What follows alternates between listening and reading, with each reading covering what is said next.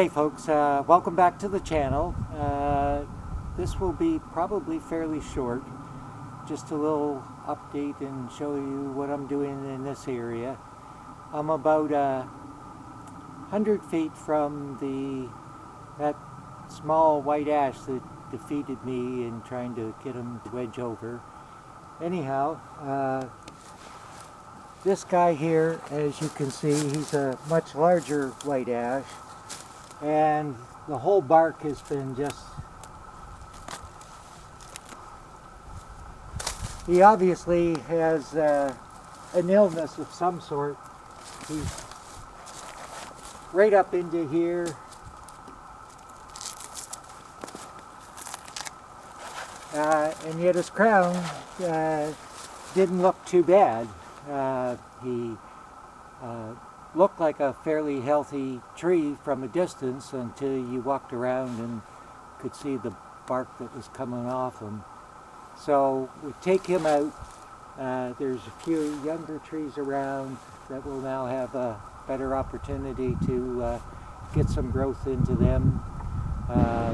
Probably not going to change in the short term the diversity here, because other than a white spruce tree nearby, there's virtually nothing right in this area other than these white ash.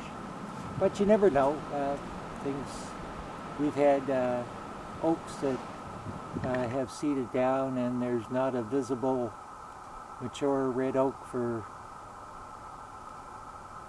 hundreds and hundreds and hundreds of feet. I mean, it's a long distance. So strange things can happen. Anyhow, I'll just show you a few other things that we have going here. Little chainsaw action to maybe brighten your day.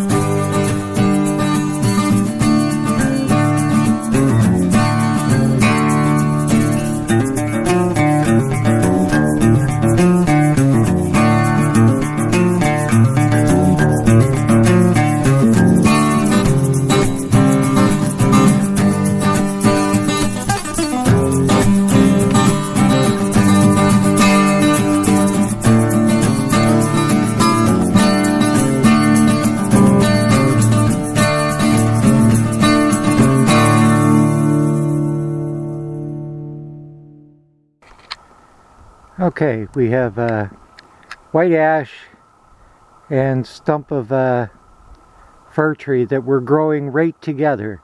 Let's have a little closer look. So this is the fir, and you can see this part right in here. It's not well, kind of in the shade. That's where the two trees were actually growing together. And over here,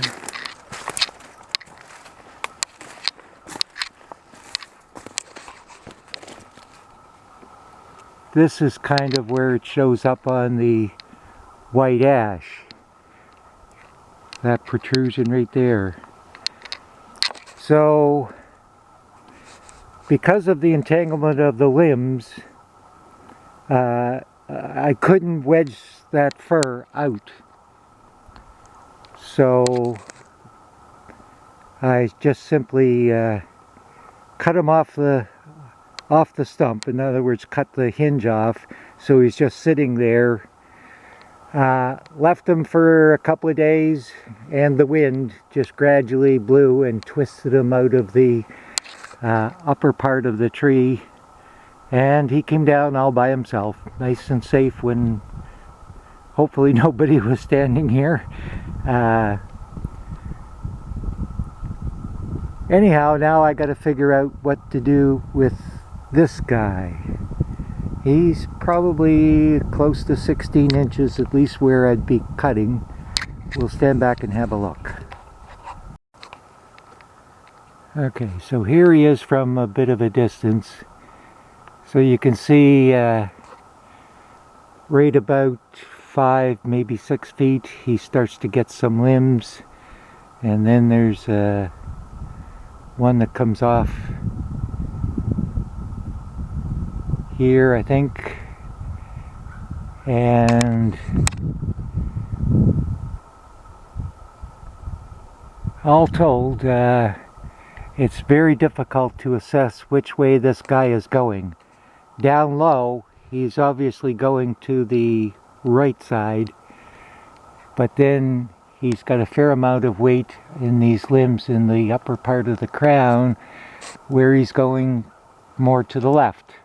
Anyhow, we'll maybe, if we get into this tree, we'll take it a little further. Okay, so I lied a bit.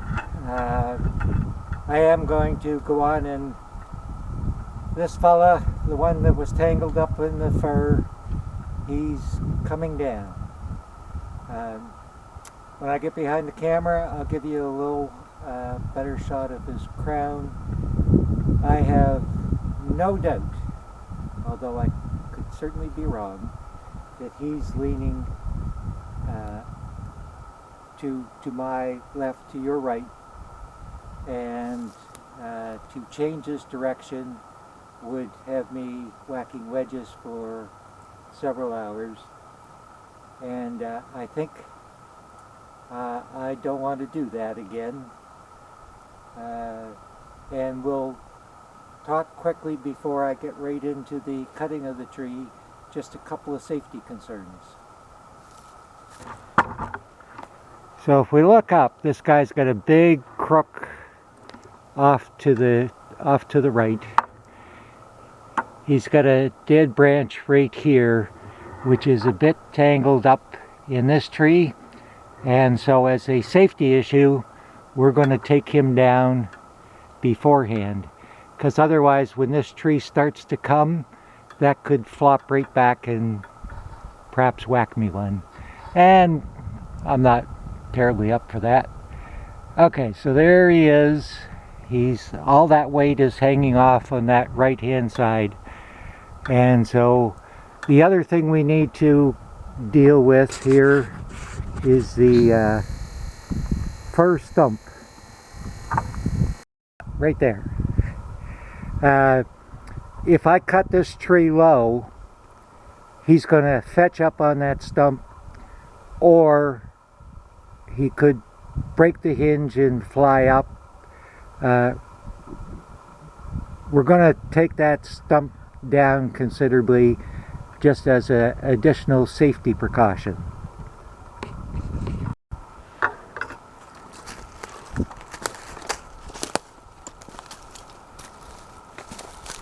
Since I was talking safety, I thought I'd be, put on my hard hat, but I really shouldn't even be talking safety.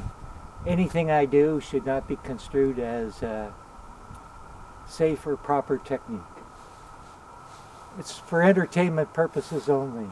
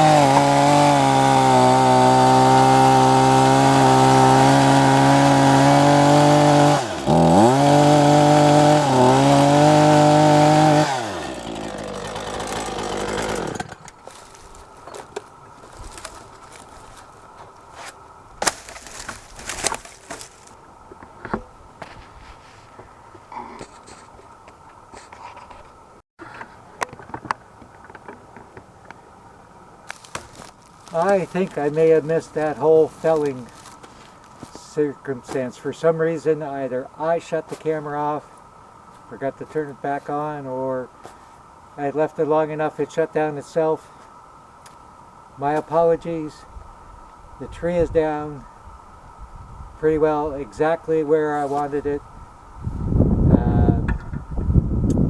So that's good. And it's the falling that's really falling that's really the heart pumper, the challenge of trying to do it right, not get killed, not hurt other trees. And this was a good one, and hopefully I keep learning each and every day, get a little better. Now, Michael, you want to clarify something about the direction the tree was going to fall? Oh yes.